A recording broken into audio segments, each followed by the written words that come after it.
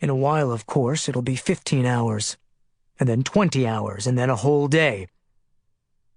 What happened in Manhattan this morning is receding, slipping back along all those countless small-town main streets, and along all those miles of highway, hurtling backwards through time, and at what feels like an unnaturally rapid pace.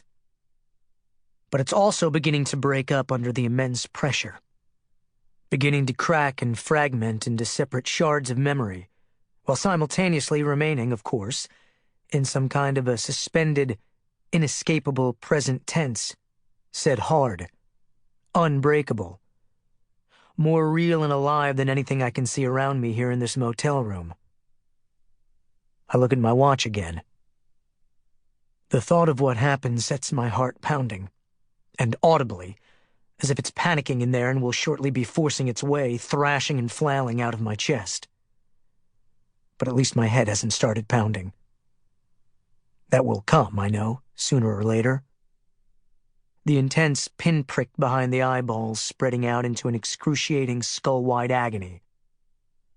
But at least it hasn't started yet. Clearly, though, time is running out. So, how do I begin this? I suppose I brought the laptop with me intending to get everything down on a disk, intending to write a straightforward account of what happened.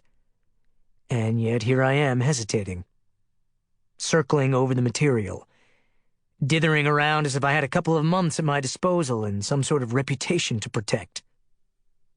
The thing is, I don't have a couple of months. I probably only have a couple of hours.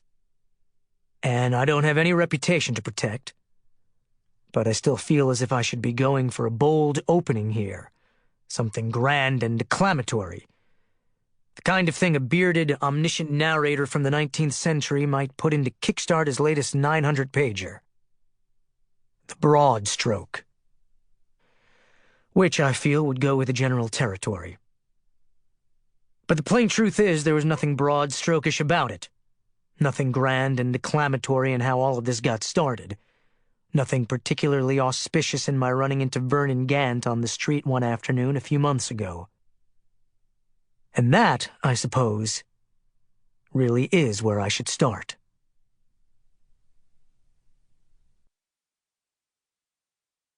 Chapter 2. Vernon Gant.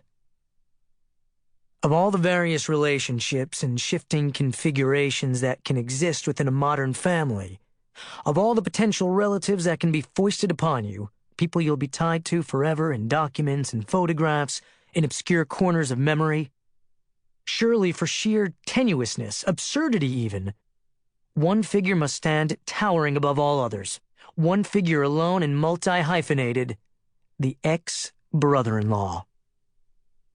Hardly fabled in story and song, it's not a relationship that requires renewal. What's more, if you and your former spouse don't have any children, then there's really no reason for you ever to see this person again in your entire life. Unless, of course, you just happen to bump into him in the street and are unable, or not quick enough, to avoid making eye contact. It was a Tuesday afternoon in February, about 4 o'clock, sunny and not too cold. I was walking along 12th Street at a steady clip, smoking a cigarette, heading towards Fifth Avenue. I was in a bad mood and entertaining dark thoughts about a wide range of subjects. My book for Kerr and Dexter, Turning On, From Haight-Ashbury to Silicon Valley, chief among them, though there was nothing unusual about that, since the subject thrummed relentlessly beneath everything I did, every meal I ate, every shower I took, every ball game I watched on TV, every late-night trip to the corner store for milk or toilet paper or chocolate or cigarettes. My fear on that particular afternoon, as I remember, was that the book just wouldn't hang together. You've got to strike a delicate balance in this kind of thing between telling the story and telling the story, if you know what I mean. And I was worried that maybe there was no story, that the basic premise of the book was a crock of shit. In addition to this, I was thinking about my apartment on Avenue A and 10th Street and how I needed to move to a bigger place. But how that idea also filled me with dread, taking my books down off their shelves, sorting through my desk, then packing everything.